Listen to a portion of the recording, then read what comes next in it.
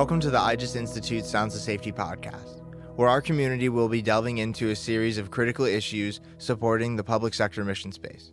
In this episode, we're diving into a new topic from the IGES Institute's Cybersecurity Working Group and their Justice Guardian series, one that affects nearly everyone in today's digital world: malware. To help us unpack this ever-evolving threat, we're joined once again by Larry Zorio, chair of the Cybersecurity Working Group, along with returning member Jeremy Cooper-Levitt. Together, they explore the 5 most common sources of malware and share practical advice on how both individuals and organizations can stay protected. From malicious email attachments to compromised websites, we'll break down how these threats infiltrate our lives, and more importantly, what you can do to defend against them. So let's jump into the conversation with Larry and Jeremy and learn how to stay one step ahead of malware. Hello, everybody, and welcome to another episode of IGES Institute's Sound of Safety podcast. This is our cybersecurity focused podcast, Security Corner. This is Larry Zorio. I'm here with Jeremy Cooper-Levitt. Hopefully, both of our voices will be familiar for those that have already tuned in to a few of our cyber-focused podcasts. And today, we're actually going to start a brand new set of episodes focused on malware. We're going to get into what is malware. We're going to talk eventually about attackers and what motivates them and how they're using malware. We're going to actually get into real life stories on attacks. We're going to be bringing in some guests to talk about that. And then finally, probably one of our last episodes, we're going to talk about how to protect yourself against malware. Maybe you can even use one of the buzzwords, but maybe you can even use some AI that can help protect you with malware. And we'll get into all that. But today's episode, we are actually calling What is Malware? A Public Safety Primer. So, Jeremy, to kick things off, let's talk to the audience about what malware is. They've probably heard it before. It might even sound like a buzzword to them. They've probably heard of even some of the variations that we're going to talk to today. But let's try to keep it very simple for the audience on what it is. Yeah, I think just at a high level, I think a good word out there that I've heard is it's digital sabotage. It's a malicious program designed to come in and either steal your data, overwrite your data, encrypt your data so you can't get back into it. But it's malevolent. It's not there to do anything good. And it is trying to keep you from doing your job. And a lot of people use it as a form of extortion so that you have to pay to get access back to your data. Part of it is that's what it is. It's, as the name says, it's malware. It's malevolent and it doesn't have any good intentions. Yeah. I think they combined 2 words whenever they came up with this particular word, malware. It's malicious software. So software and malicious, you cram them together and you make what's called malware. And Jeremy mentioned, right, it's about stealing data. It's about disruption. We'll get into that. Even just taking control of devices and having them become devices that you can now use and do malicious things with. So that is what malware is. I mean, I think people have heard viruses before as well, but malware kind of takes it to that next level. It has more of a malicious intent. I think a lot of malware is very opportunistic as opposed to viruses that maybe aren't as opportunistic as well. But in this episode, we're going to get into the types of people that are using it and why they're motivated and all that. So hopefully that gives everybody just a sense of what it is. But let's get into probably more of a juicy segment in this episode and just talk about, really, I would call them like the 5 big types of malware that we see in our profession. Jeremy, you and I are both cybersecurity professionals. We have been for a long time. But even some of these, the audience has certainly seen at their place of business, at their organization, or even at home. So what's the first one that you want to cover? You talk about viruses. So that's part of the malware family. They attach themselves to files that you might know and trust. It could be something that's a .exe file that you want to run on your computer and load software game or a game or something that you just download. And what you didn't realize is that it had a virus on it that will go in and do stuff on your computer, like track everything that you type on your keyboard, try and get your passwords. It's going to try and do some other things, but it's attached in there into something you may know and trust. All right. Yeah. So, like I mentioned, that's the one that people have probably known about. I mean, viruses, piece of malware has been around for a while. Moving on to the next of the big five would be probably something like a worm.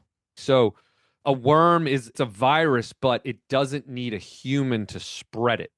So, with Jeremy's example of a virus, typically that is going to be in a file, it's going to be like an attachment, but a worm can kind of act on its own. It doesn't need a human to necessarily spread it. If you get a worm on your network, it can just spread. Like you've heard the term like spread like a virus. Well, a worm is really good at that, right? It doesn't need human to spread it.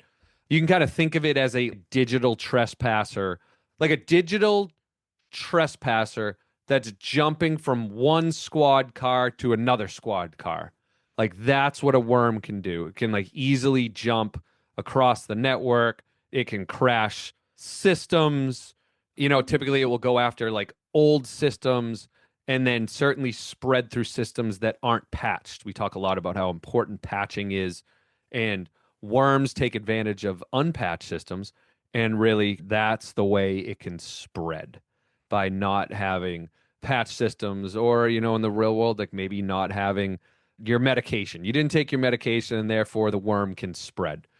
So we've covered viruses, we've covered worms. Those are two examples of malware. What would be a third that you'd want to talk about?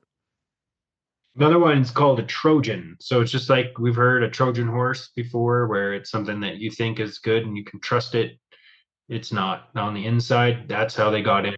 These viruses or worms, they got in into your system. It could be someone impersonating your emails. And the email comes in and says, hey, we need you to open this attachment, fill it out so you can update your bank account for payroll. And when you go and open that, it starts to run in the background the virus or the worm that it needs to get the information that it's after. So it is something that's disguised. It's coming in and not performing the function you think it is. But some of them can. In the front, I always go back to this. People are downloading games a lot, and in the background, games have these Trojan horse applications on them running, and they could be things like just adding to your browser like a lot of ads, or it could be trying to take over information that you have. Maybe you have QuickBooks on your computer and it's going to go look for QuickBooks and your bank account information. So, but it came through something that you thought was trustworthy. Yeah, whenever I hear Trojan, I always think backdoor, a backdoor Trojan, right? So with what Jeremy's talking about, right, you're installing this app that you think is doing a great job, and maybe it actually is serving the purpose that you downloaded it for, but there's a Trojan built in that app that has a backdoor that can get onto your laptop and get onto your network. So that's a really great one. The next one that I want to cover is probably the hottest one right now. I'm assuming all these listeners have heard of this one before. It probably grabs headlines literally every other day in the news. It is ransomware. Ransomware has become probably, I would guess, the most popular type of malware that's out there right now. This is the example of, I mentioned before, like opportunistic, because ransomware can definitely be opportunistic. It's in the word, right? You're somehow infecting systems and you're holding them ransom. It can be the data, it could be the actual system. So the way ransomware works is it encrypts your files and it demands payment. Usually it's through some cryptocurrency, but not always. But, pay me $5 million in Bitcoin, or I'm going to make sure your important data stays encrypted forever. Or even worse, if you don't pay me, I'm going to release it to the public. So you're holding the infected, you're holding them ransom, you're holding them hostage a bit here. I think these are the real scary ones, especially to our audience that we're talking to today, Jeremy, because ransomware it's so prevalent. It might not even hit an organization or an agency that's listening now, but it could even hit your city, your municipality, and then it can spread to you. It can spread through file servers where it starts with one file server and it starts encrypting it, and then it goes to the next one and the next one and the next one. We hear this all the time. We hear of ransomware taking down CAD systems, 911 systems, RMS systems, evidence systems, like all of these really critical infrastructures. And you really have to have a plan on how you're going to protect yourself against ransomware. And we'll get into that either later this episode or in an episode coming up. All right. So just to review, we got one more, but so far we've covered viruses, worms, Trojans, ransomware. Is there a fifth one that comes to mind for you? Yeah, and just before we get to that one of the things I've seen in ransomware with companies I've worked with is everyone's familiar with cryptocurrency and crypto miners. That's also another flavor of ransomware and worms that people are putting out there that people don't realize. They may not decide to encrypt your machines or take over it. They're just going to load crypto mining software and use your web servers, your whatever they can get access to mine crypto for it. And then they'll go and find that crypto and go and take it off there. And then if you discover them when they leave to cover up their tracks, then those just unleash some ransomware on you. And that has become a big attack vector is crypto mining, especially with cryptocurrencies starting to become more popular and the prices of it going back up again. And it's hard to get equipment to do the mining. They're going to use your own equipment against you. So they're getting smarter. They're not just going in and encrypting everything and holding you ransom. They're going to also use your processing power as well. But that last one, though, that we're talking about is spyware or a keylogger. So software that comes in that you load, whether you clicked on an attachment that you shouldn't have, it now is going to look at everything you do to get your user ID and password. They often target people that have administrative access, so that have high level access to important files so that they can go in and create an account for themselves. But it's their way in. These packages, these malware packages that we're talking about, in a lot of ways, is the way that they can get into a company and start to move around and discover the data that you have. And then if you try and stop them or kick them out, their defense mechanism is the malware, where they encrypt everything and kind of flip you off as they walk out the door and encrypt your data. Have fun with that. That's kind of the present they leave you as they spray paint everything, kick over the furniture, smash a door. That's digital ransomware for you. It's actually genius that they do that. It really is. I mean, these threat actors have put a lot of thought into these different types of malware. It's pretty incredible, the lengths and the steps they take. Partly because there's a lot of money to be made. This is a real economic market now, different types of malware and ransomware. So, okay, so let's move on to the next segment. So we've covered the 5 big types of malware that you and I have thought of, but what about how does the malware even get in? So let's cover some ways that malware can get into your systems, whether it be your laptop, your desktop, servers, even your website, your homepage of your county or your organization. What's the first one that comes to mind for you of ways that malware gets in? No, it's email. It's just think of all the email we're getting every day. Most companies now have email filters that are always looking for junk mail, but they're coming in via email because we're overloaded with email. It's just like if you go to the post office box and get your mail out of there, you're gonna see all that junk mail in there, and you're just gonna like look at it, throw it away. But you're overwhelmed by emails at times, and a lot of it's coming from people you may not know, and so that's easy, just delete it. But what if it's someone that you think you know, and they're like, "Hey, I need you to open this file and fill out this information. I'm from HR, or I'm your boss. I need you to fill this out." They're coming at you through email phishing attacks. They're trying to a trusted mechanism or who you might trust as a person. They're doing some open source intelligence. They're finding out who you may work with and people's names that you might know. That's why it's important to not put too much information out on LinkedIn or Facebook to help prepare that attack package that they're going to send you. But they're trying to work on your trust that you have in humans and send you the document to get you to click on it. One of my favorite ones I used to do with email phishing, we would test people in our company. And when iPads first came out, we were having, everyone called it the holiday party, but we put together like a secret email and we called it the Christmas party. And the first 10 people to sign up with their user ID and password to log into the system, they went into the drawing for an iPad. Wow. You're terrible, Yeah, man. Oh. but 3 people with domain admin accounts. That same trickery Mm-hmm. still works 15 years ago, and it works even today. Yeah. We're trying to trick people into doing something and appeal to their different motives. Mm-hmm. If you don't know who it is or you weren't expecting it, you got to delete it. You just have to. Jeremy touched on the beginning, right, of the way we treat junk mail, right? We look at junk mail and we see it very quickly. We just immediately throw it out.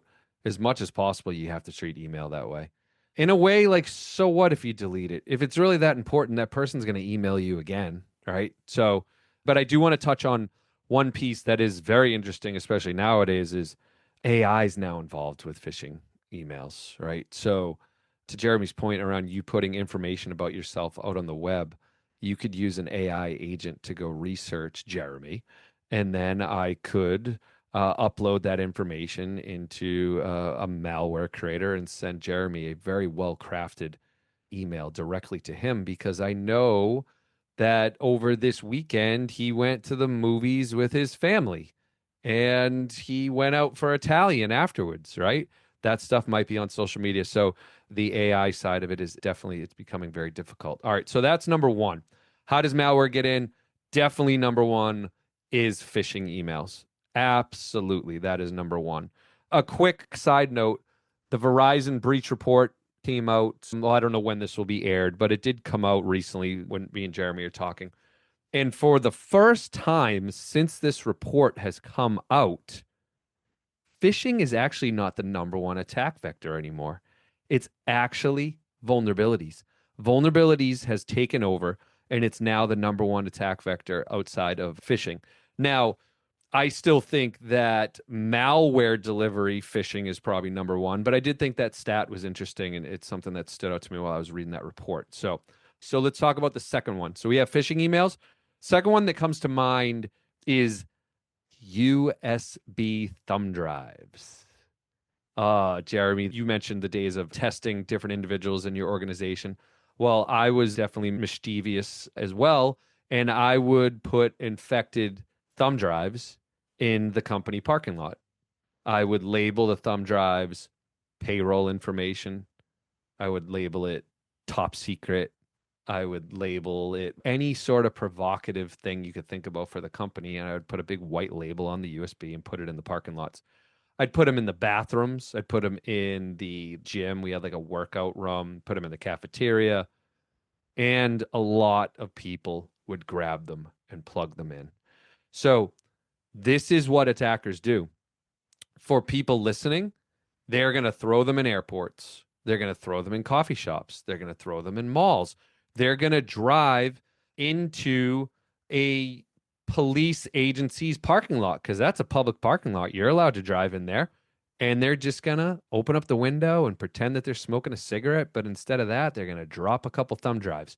This happens. Now, how often does it happen? I can't say for sure, but it definitely happens. So the good control around that is try to block USB ports as much as you can in your organization. Don't leave them wide open. There are definitely ways to block them that will still allow you to plug in a keyboard or a printer, but that's it. It won't allow you to plug in a external storage device, which is what thumb drives are. Any other ones come to mind for you? Yeah, I think the one malicious websites. So where you think you might be going to read an article about your favorite sports team, and as you go there, you could have files be downloading onto your system because that website, when you went to it, that link is going to automatically download the files. And if you haven't set up the security correctly on your computer to not to ask you to challenge the download, then the download will occur and go into your folders and start becoming activated. But that's one of the things they do is these links that they can also send you. So they could send you attachments and they can also send you a link. But again, the AI could have looked at, you're complaining about your hockey team not making the playoffs because of the salary cap. You could send you information on that a couple weeks later, and you would be interested in it, and you go click on it and look at it. Mm-hmm. Yeah, very sophisticated, but it happens all the time. The last one that comes to mind, I'll just bring it home to the Verizon breach report comment that I did make, is just around outdated systems. Make sure you're patching your systems, because a malicious attacker is going to take advantage of these systems that are outdated. They are going to find a hole, some vulnerability, and they're going to place a piece of malware using one of those vulnerabilities. So it's very important that you patch your systems. All right, so to recap, phishing emails, definitely top up there. USB drives, malicious websites, outdated systems. It really comes down with all of these to a lot of human error. The attacker's trying to take advantage of a person making a mistake, either clicking on something, picking up a USB drive, plugging it in, not patching a system, even though maybe they're in charge of doing it, or going to sketchy websites. Humans do it, humans make mistakes, and attackers, they definitely pry on those mistakes. All right, so let's bring it home for the audience on why this matters, just to the audience that's listening today. So we have, public safety is definitely a big piece of it. The court systems, that we have listeners in that area. We also have some healthcare folks that listen as well. So why does it matter to the audience that we're talking to today, Jeremy? We have a very important critical infrastructure in this country, like Mm, anywhere from airplanes that are flying that need to be tracked and monitored to 911 systems. And we need these to be up. We need them to be safe. We need to protect the public. We need to protect the interests of humans. Their safety is at risk. And if the malware gets in, its biggest issue, whether it deletes anything and you can bring it back up, is you're still down. You're still down for a period of time. And if you don't have resilient backup and recovery processes that you can kind of pivot to while your main systems are down, then people's lives could be at stake. And sure. so that is why it is so important to protect these systems, to invest in them. They're critical infrastructure for the country, for the areas that we serve in. And we just need them watched over and protected. And as we discussed, there's some easy ways to do that. Like the Verizon report kind of covers stuff we've talked about in the past about how important is systems patched. That's your first thing to do. Cybersecurity 101 is patch, patch, patch. Protect those systems. It's very hard for the worms, the malware, the viruses to hop around if things have been patched. They're lazy, a lot of the malware users. They're going to use stuff that hasn't been patched in the past instead of make up a new 0-day attack that is harder. They're going to use backdoors, old software that's not been looked at for a long period of time. It's the easier way to get you. Mm-hmm. Yeah, think of a barn, and maybe you have a mouse problem in your barn, right? And it's like the damn mice keep getting into the barn. Well, you probably want to spend a Saturday patching up all the holes in the barn. As soon as you patch up those holes, all of a sudden it becomes a lot more difficult for the mice to get into that barn. So that's a great one. So definitely critical infrastructure. 1000% agree with that, especially for our audience. I think the other one for our audience is they are the stewards of a lot of private, I call it private public, but you're the stewards of the public's information, right? It could be arrest records, it could be health information, it could be a lot of different things. And it's your job to protect that data, to protect that personally identifiable information. And malware wants to go after this. Malware wants to steal it so they can go sell it on the black market. Attackers want to use malware to invoke ransomware and hold it hostage. So that would be the other. So I would say definitely the critical infrastructure, the resiliency of that infrastructure. And secondly, it comes down to really the data itself as well, the privacy of that data. Any other things come to mind? I think we've covered quite a bit of it, and I know we'll talk in the future about more things, but I think Mm, the five common ones yeah. we've covered, and how it's getting in, and still one of the most important things to do to protect your systems Mm-hmm. is patching them. Yep. We can have great detection systems out there. That's awesome. It's detecting them, but if our systems aren't patched, it's just going to tell you, hey, you just got ransomware, but it's just going to keep spreading. So I think we've really covered some good hygiene and things that need to be done as well to protect. Yeah, I think it's great. It's number one, patching. If I were to give a second one, it would just be some sort of malware protection, virus and malware protection in your environment. Definitely, at least on your endpoints, on your laptops and desktops. You hear the term EDR, you hear the term managed detection response, which is MDR solutions now. It's the big ones. We can talk about different vendors maybe on a different episode, but just make sure that you have one of these in place as well, because some of those can even protect you on the web as well. So it can kind of be dual hats. So to wrap it up, hopefully we gave you a sense of what malware is. We talked about the top 5 common ones that we can think of, really how it's going to impact you, your organization, your agency as well. And I would ask all of you to subscribe, because this is probably the first of 5 episodes I think we're going to do around malware. And, for folks that understand what malware is, this episode may have been a little too high level for you, but I can promise you that every one of these episodes kind of moving forward is going to build on it and build on it and build on it. We're going to get a little more in depth. So for the next episode for everybody, that you can think about is really going to be of who's behind malware and understanding why threat actors, cyber threat actors, are using this malware. So we're going to kind of get into their psyche a little bit there.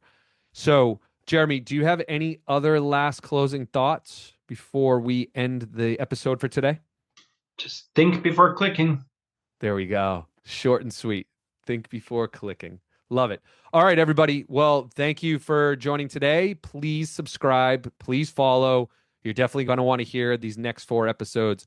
And there are other episodes, right? We've had not even cybersecurity related. We've had some episodes around CGIS, which I know a lot of people are very interested in the CGIS policy. We've had episodes on just broader technology. We had one on AI. We've had one on cloud native. We've had a lot there. And there's going to be plenty more of those. There's going to be some analytics episodes coming up soon, and we're certainly going to continue to bring these cybersecurity episodes to you as well. So thank you, everybody. Have a great day. We will talk to you again soon. Thank you for tuning in to today's episode of the Sounds of Safety podcast. Be sure to stay connected with the IGEST Institute on LinkedIn and X, and don't forget to subscribe on Apple Music, Spotify, or your preferred podcast platform to catch future episodes. From cybersecurity to artificial intelligence and deep dives into critical national data sharing initiatives, the Sounds of Safety podcast has you covered. Until next time.